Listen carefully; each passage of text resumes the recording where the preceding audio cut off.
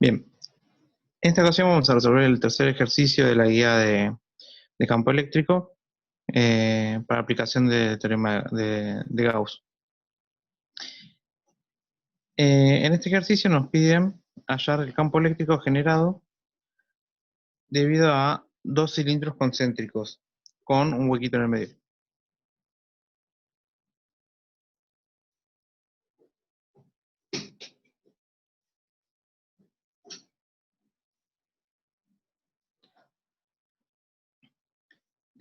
Donde el hueco, bueno, obviamente no va a tener carga.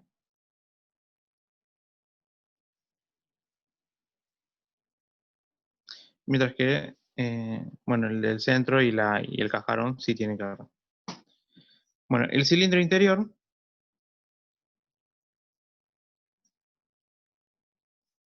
sabemos que tiene una carga menos Q, ¿sí? Y sabemos que el cilindro exterior tiene una carga igual a 2Q. ¿Okay? Bien. Además sabemos como dato que, bueno, que cada sección tiene su propio radio. Es decir, que tenemos un pedacito acá que tiene un radio A. De ahí hasta donde empieza el cascarón sería el radio B. Y hasta donde termina el cascarón sería el radio C. Bien. Ay, me parece que no está enfocando bien.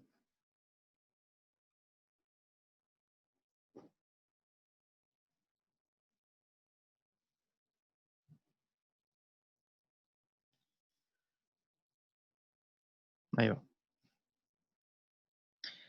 Bueno, entonces lo que hacemos es proponer una superficie gaussiana con un cilindro de radio R y de longitud L. ¿Sí? Proponemos una superficie gaussiana con radio R y longitud L.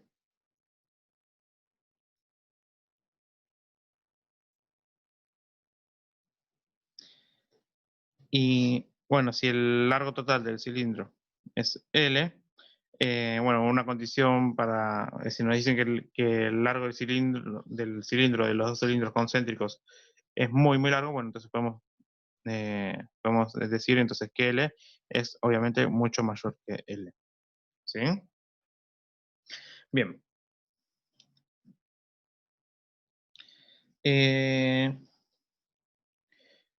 Entonces nos va a quedar, nuestra superficie gaussiana va a ser de esta forma.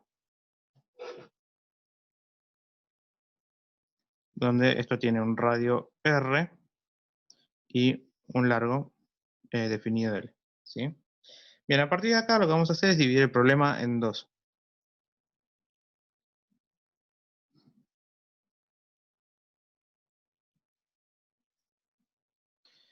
Vamos a tener el caso 1, que va a ser nuestro cilindrito interior, que como dijimos va a tener un radio A y una carga menos Q. Por otro lado vamos a tener el caso 2, donde vamos a tener un cascarón de cilindro,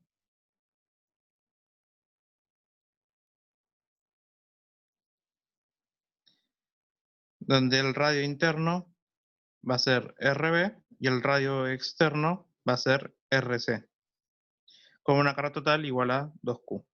¿Sí? Bien.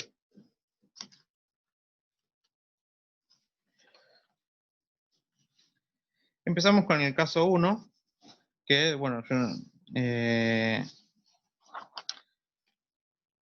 donde tenemos que separar dicho caso en varias regiones. ¿Sí? Entonces vamos con el caso 1, región 1. Esta región es cuando R es menor que el RA, ¿sí? Y bueno, si lo quisiéramos ver, es decir, si este es el cilindro interior, nuestra superficie gaussiana se vería más o menos así. Recordamos que esto era L, mientras que el cilindro de la superficie gaussiana es un L menor, mucho menor bueno, que el cilindro que nos interesa trabajar. Bien, yo lo que siempre hago en primer lugar es tratar de determinar la densidad de carga, ¿sí? Entonces, bueno, sabemos que ρ es igual a la carga total sobre, bueno, el volumen del cuerpo sobre el que estamos trabajando. En este caso, bueno, la carga total era menos Q y el volumen del cilindro es pi por el radio de ¿cómo se llama? Por el radio bueno, de la cara con forma, de la cara circular al cuadrado por el largo de la figura, que es L mayúscula. ¿Sí? Bien, ahí nos queda nuestro ρ. Después, lo que nosotros vamos a necesitar para poder seguir trabajando es la carga encerrada. La carga encerrada es el ρ del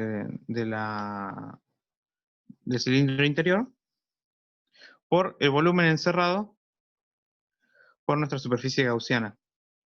Entonces sería menos Q sobre pi por el radio sub a al cuadrado por L, y esto a su vez lo multiplicamos por pi por el radio de la superficie gaussiana al cuadrado por, en este caso, L minúscula.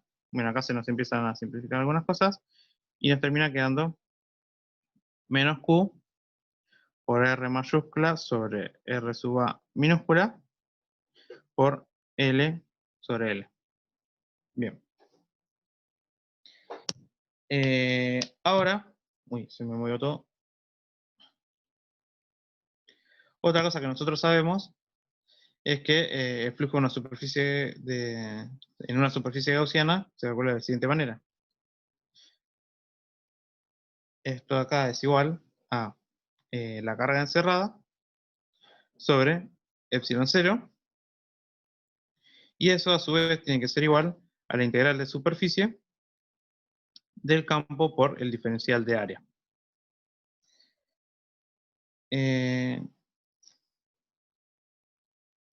Esto de acá, bueno, si uno calcula la integral, esta integral realmente no es difícil, nos termina quedando,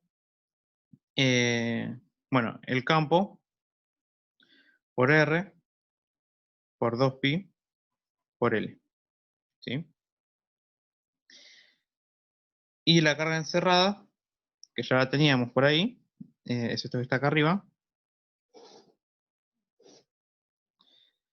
Esto va a ser menos Q por R cuadrado sobre RA al cuadrado sobre L minúscula sobre L mayúscula.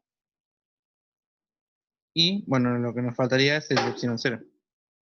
Bien, L se va con L. Esto es muy importante, no nos puede quedar el campo no nos puede quedar expresado en función de la superficie gaussiana o de algún elemento de la superficie gaussiana.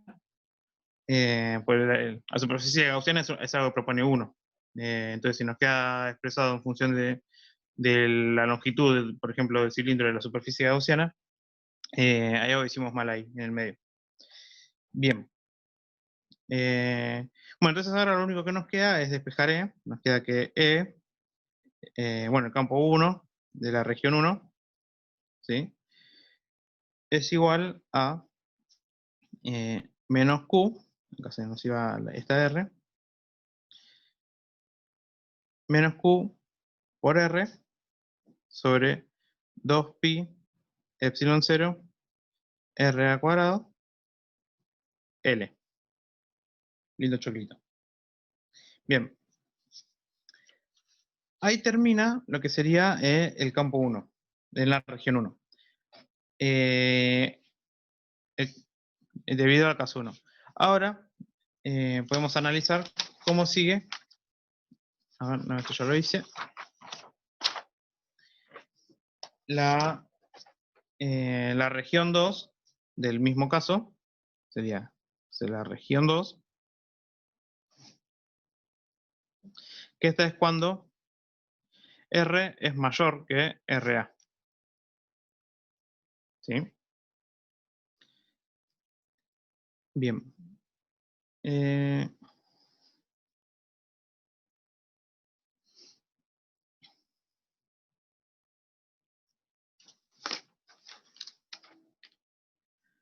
Acá lo que estamos haciendo se vería más o menos de esta forma.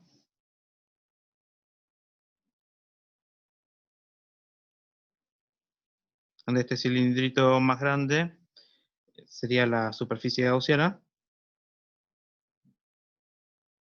Y lo de adentro sería la superficie cargada. ¿Está bien? Bueno, acá la carga encerrada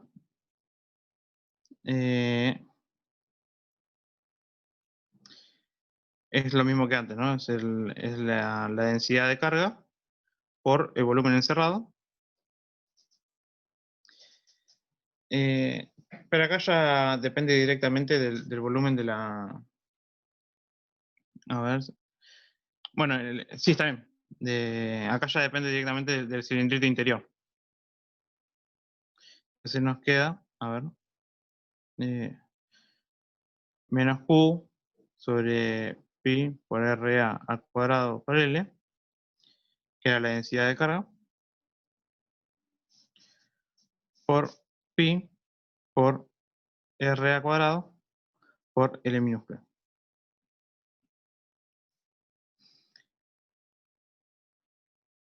Bien. Esto se nos va con esto. Y esta acá nos queda menos Q por L sobre L.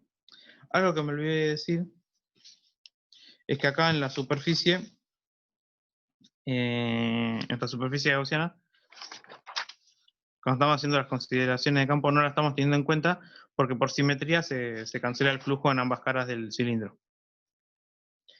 Bien. Entonces volvemos a hacer lo mismo que ya estábamos haciendo anteriormente y nos queda que el flujo es, bueno, el campo por 2pi por R por L, y eso tiene que ser igual a, como tuvimos recién, menos Q por L, y esto por 1 sobre epsilon 0. Y esto era la carga encerrada. Bien, entonces despejamos E.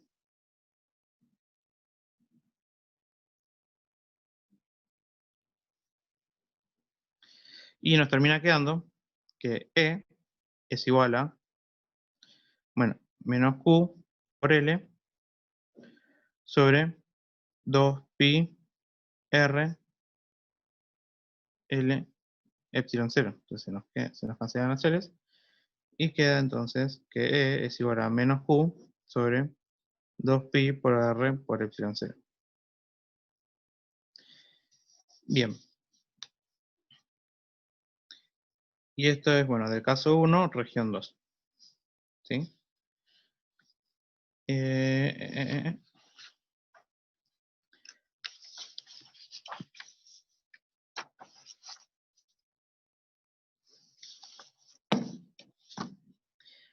Vamos ahora a el caso 2.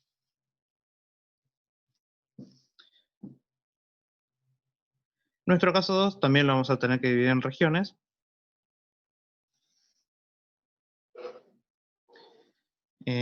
Tenemos entonces, este era el caso del cascarón. ¿Sí? Esto tenía una carga de 2Q. Y nuestras tres regiones van a ser región 1. Bueno, esto sería dentro del cascarón.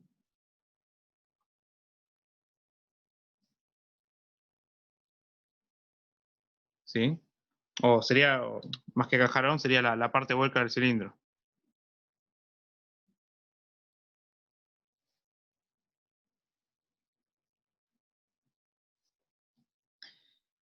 Entonces eso sería con R menor que RB. Después, nuestra región 2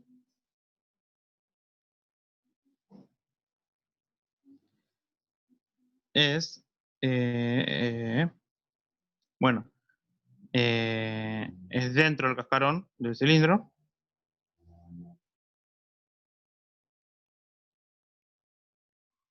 O si se quiere, la región sólida.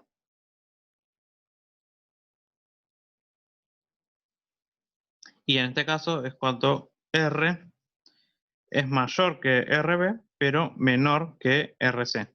¿Sí? Recuerdo que acá teníamos entonces el RB y el RC.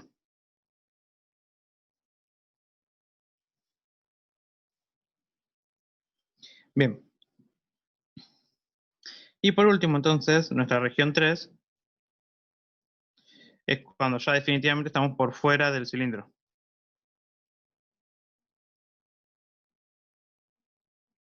Y es cuando, entonces cuando R es mayor que RC.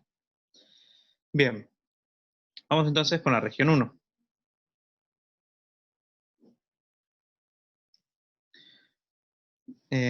Acá esto uno lo vería así. Tenemos nuestro cascarón de cilindro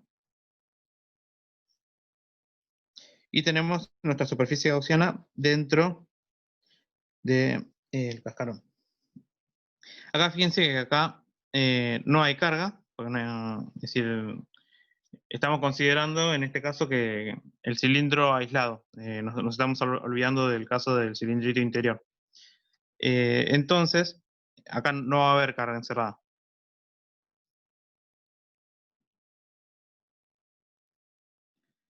Y como no hay carga encerrada, entonces, ¿qué va a pasar?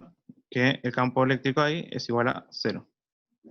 Entonces sería el campo eléctrico del caso 2 en la región 1 es igual a 0. ¿Sí? Bien, ese salió súper fácil. Vamos eh, a la región 2 del caso 1.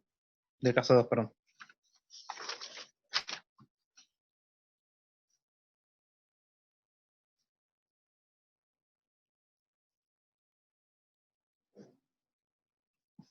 Bien, región 2.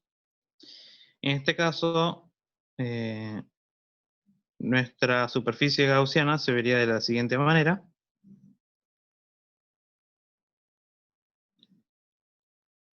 Esta es la parte cargada, la región sólida. Y nuestra superficie ahora sí se vería así.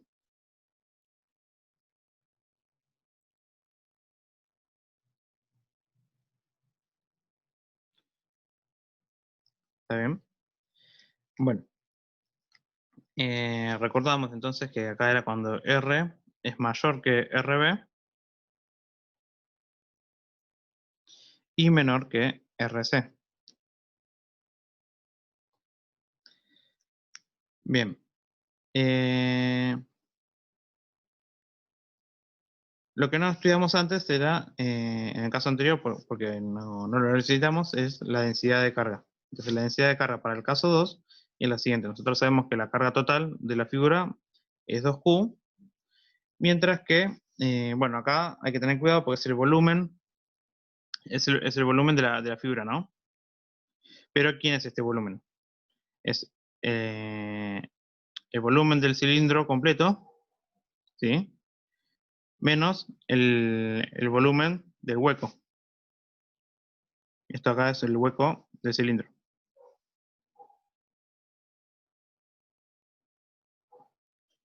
Entonces nos termina quedando, esto es 2Q sobre, bueno, pi por RC al cuadrado por L menos este de acá es este, menos pi por RB al cuadrado por L, y este de acá es este de acá abajo. Entonces nos termina quedando que la densidad de carga del caso 2, para el caso 2 es 2Q sobre pi por L por, bueno, RC cuadrado menos RB cuadrado. Bien. Dicho eso,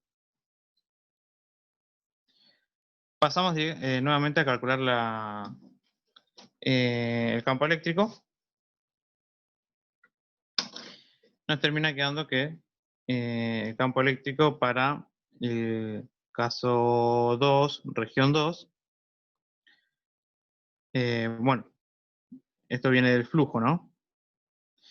El campo eléctrico de la región 2, del caso 2, región 2, por la superficie gaussiana, tiene que ser igual a la carga encerrada sobre epsilon 0. El campo eléctrico no lo conocemos, pero sí conocemos la superficie gaussiana que estamos utilizando, que sería, bueno, 2pi por R por L, acá siempre va a ser lo mismo, y esto tiene que ser igual a 2Q por epsilon 0, sobre epsilon 0, sobre RC cuadrado menos RB cuadrado, y acá nos está faltando el volumen, el volumen encerrado, ¿no? Este volumen encerrado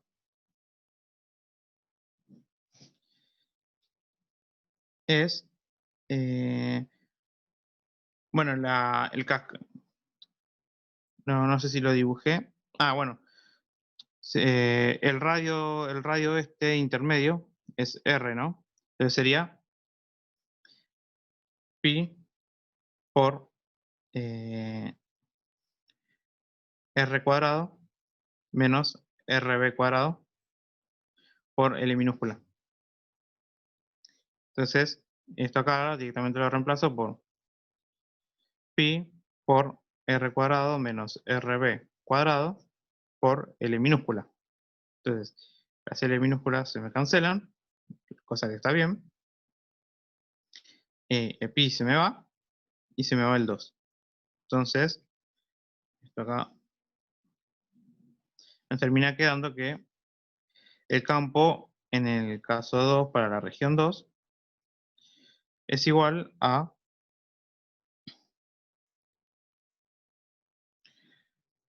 Q por R cuadrado menos RB cuadrado sobre epsilon 0 R RC cuadrado menos RB cuadrado. Bien.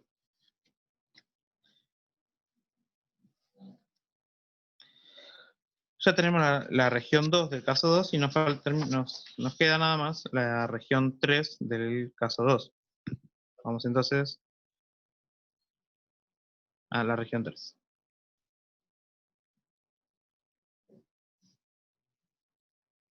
Bien, recordamos que acá era cuando R es mayor que RC y nuestra superficie gaussiana se termina viendo más o menos así.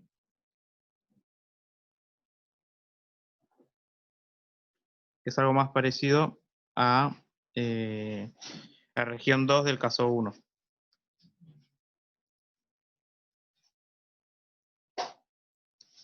¿Sí? Esto de acá es la superficie gaussiana.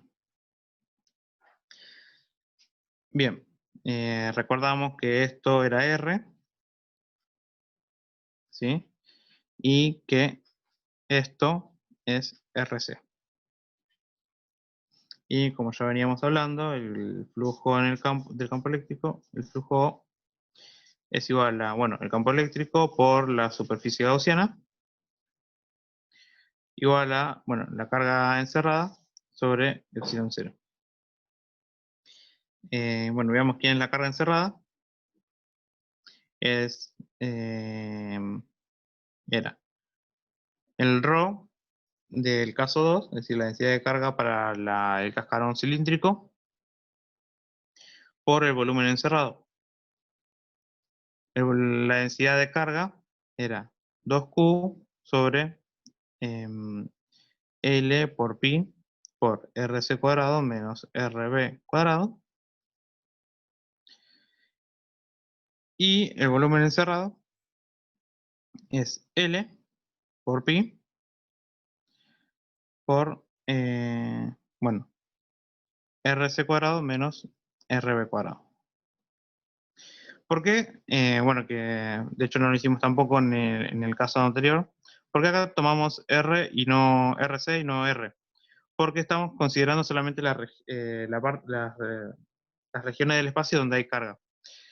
Si bien es cierto que yo estoy tomando una superficie gaussiana con R mayor que RC, los espacios donde hay carga es solamente en las regiones que alcanzan hasta RC. ¿Sí? Bien. Bueno, acá puedo ya ir cancelando el pi. Y bueno, podemos seguir a partir de ahora. Bien, esto era como un paréntesis que hicimos para ver quién era la carga encerrada. Y la superficie era lo que ya veníamos trabajando. O sea que nos termina quedando E por 2pi por L por R. Y esto termina siendo igual a 2Q por L por RC cuadrado menos RB cuadrado sobre L por RC cuadrado menos RB cuadrado. Entonces se cancelan las L y nos termina quedando finalmente que el campo eléctrico para el caso 2, región 3, es igual a Q por RC cuadrado menos RB cuadrado sobre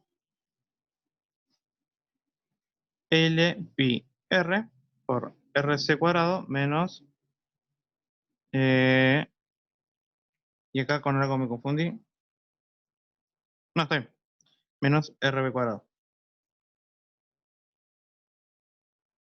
Y acá me está faltando el epsilon 0. No, y lo que yo no hice antes fue cancelar esto. Entonces nos queda mucho más sencillo y más lindo todavía, que es igual a Q sobre epsilon 0 L pi R.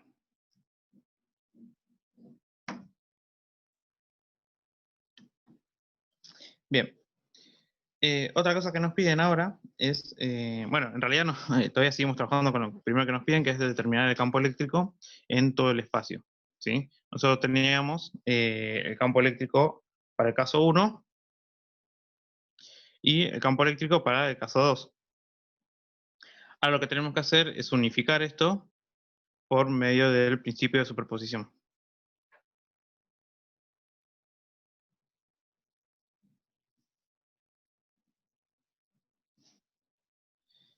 Bien, entonces ahora, bueno, vamos a analizar qué ocurre para para las diferentes distancias bueno, del eje de simetría, ¿no? Que sería que entonces cuando R es menor que RA, ¿sí? En este caso, teníamos el campo eléctrico del caso 1, región 1, y el campo eléctrico del caso 2, región 1. A ver si tengo, es decir, hago acá el dibujo más grande. Este era nuestro cilindrito interior, la región hueca y nuestro cilindro exterior. Si esto de acá es RA,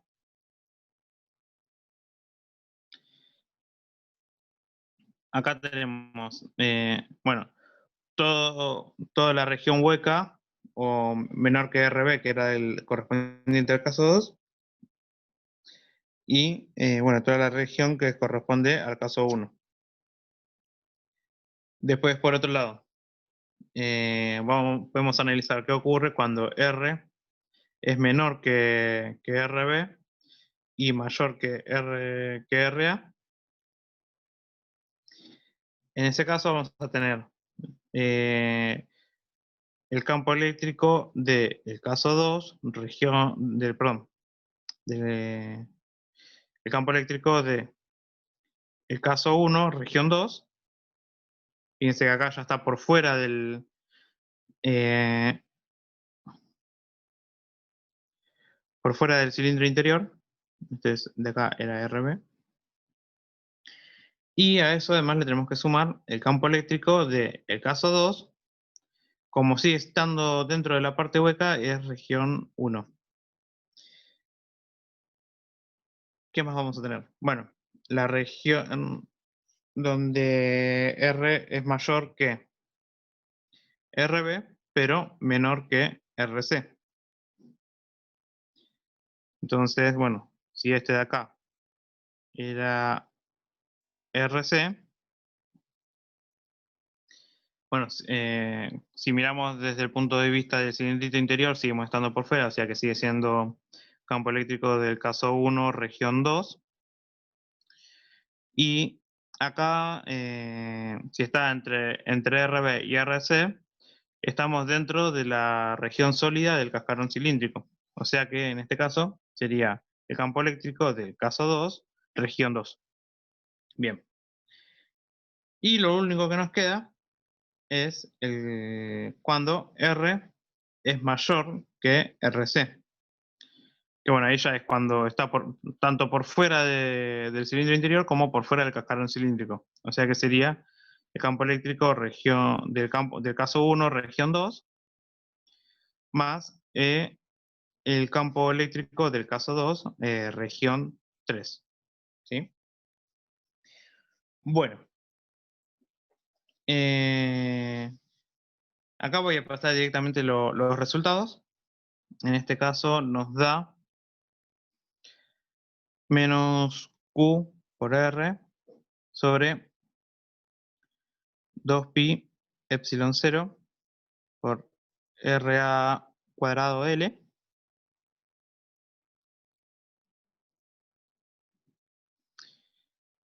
Después, bueno, en esta región es menos Q sobre 2pi epsilon 0 RL.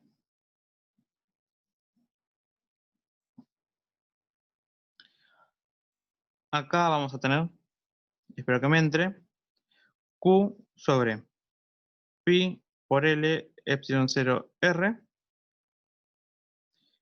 Y todo eso por R cuadrado menos RB cuadrado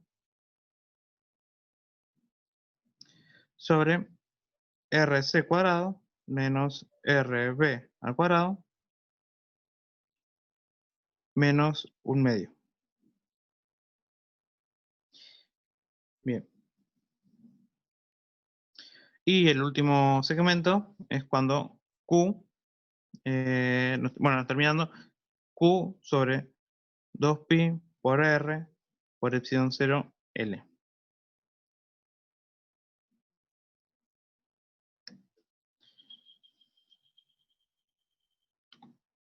Bien, ahora lo que nos piden es averiguar para qué R, ¿sí? El campo eléctrico es nulo. ¿Ok? Bien, entonces, bueno, acá bueno, no queda otra más que ir analizando caso por caso. En el caso 1, bueno, es el caso trivial, ¿no? Cuando R es menor que RA, nosotros teníamos que el campo eléctrico era igual a menos Q por R sobre 2pi epsilon 0 R cuadrado por L.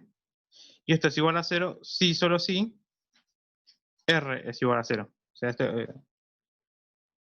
que bueno, es lo que tiene lógica, ¿no? Después, en RA menor que R menor que RB,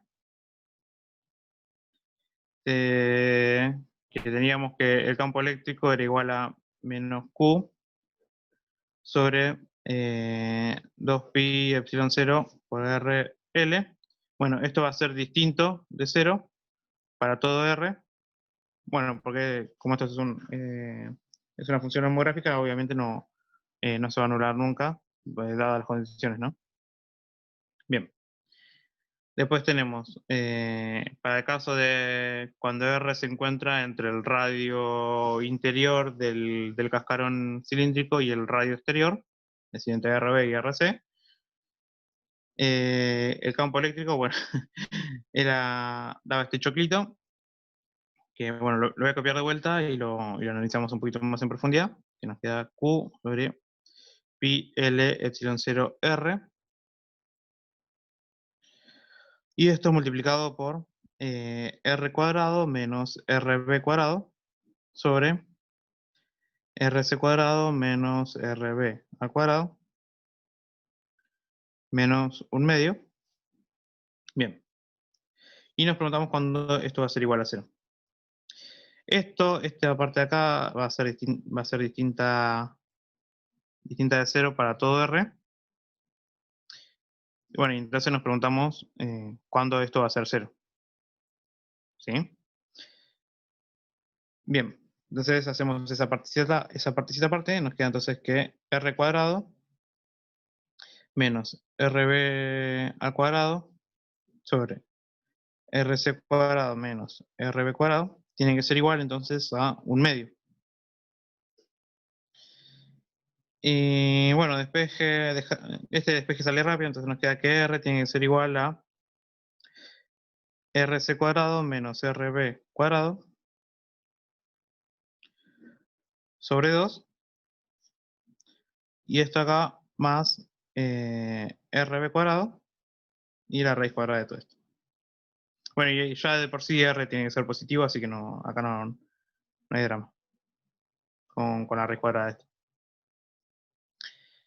Bien. Y nos quedaría analizar el caso donde R es mayor que el radio exterior del cascarón cilíndrico,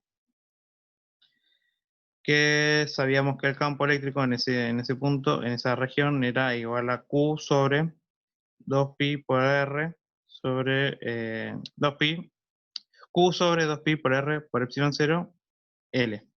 Y esto también va a ser distinto de 0 para todo R. Entonces, nos termina quedando que el campo eléctrico va a ser igual a 0 si R es igual a ya sea 0 o RC cuadrado menos RB cuadrado sobre 2 más RB cuadrado y la raíz cuadrada de esto. Bien.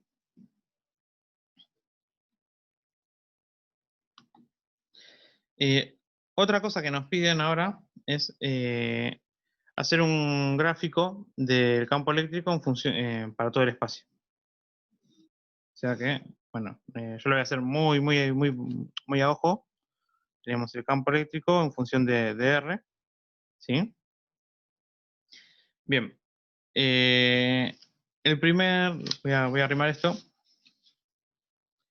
A ver, ¿dónde está? Acá.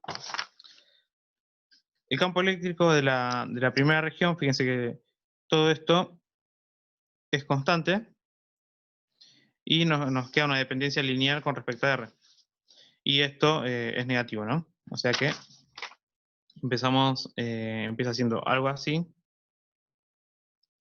hasta que choca con RA. Luego de eso, esto se transforma en una especie de homográfica con límite tendiendo a 0.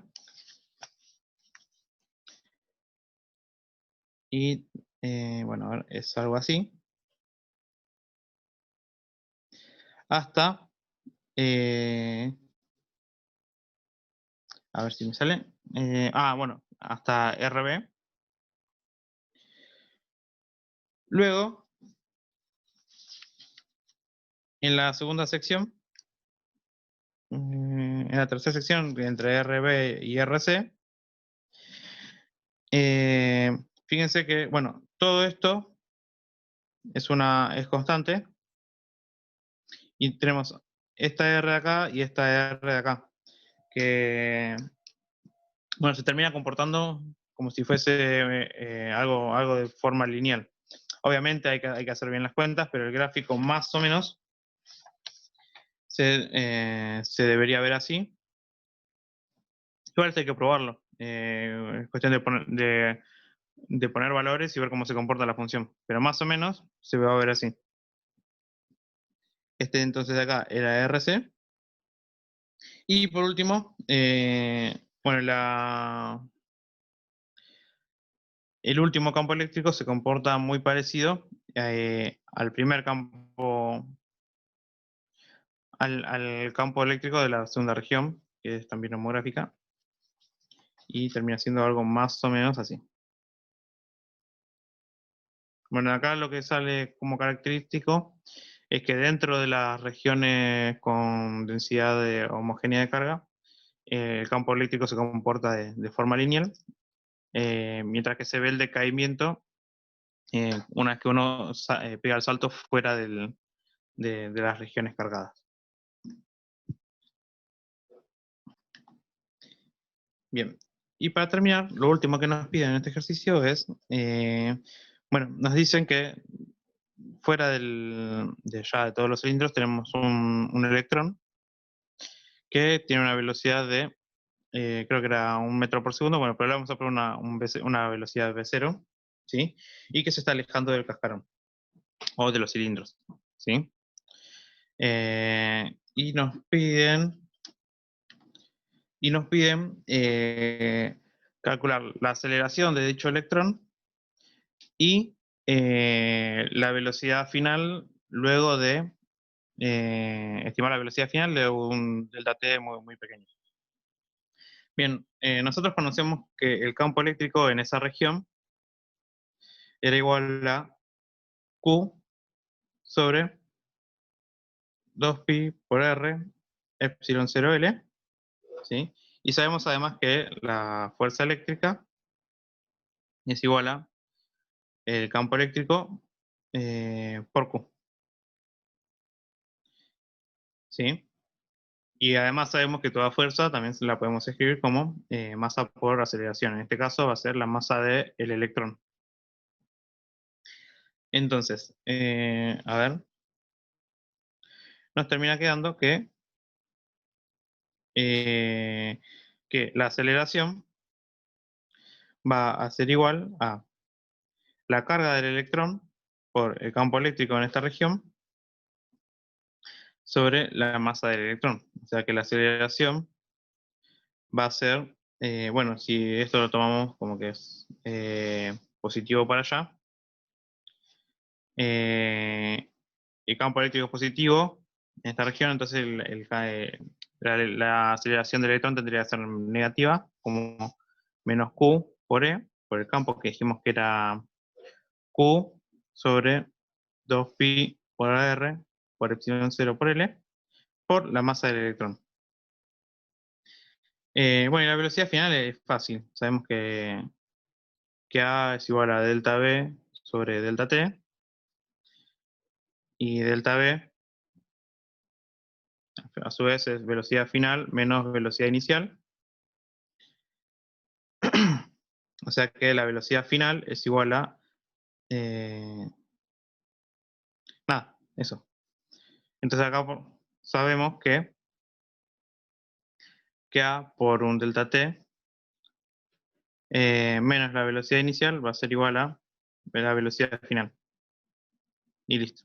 Es decir, ya tenemos la aceleración y podemos estimar la velocidad final para un delta t muy, muy pequeñito, para el cual consideramos, para este delta t, mucho menor que 1, consideramos que la fuerza eléctrica es constante. Bien. Con eso creo que termina, sí, con eso termina el ejercicio 3. Yo no lo especialicé en los valores que propone el ejercicio, pero lo hice todo bien genérico, así que si alguien quiere especializarlo, lo puede hacer tranquilamente.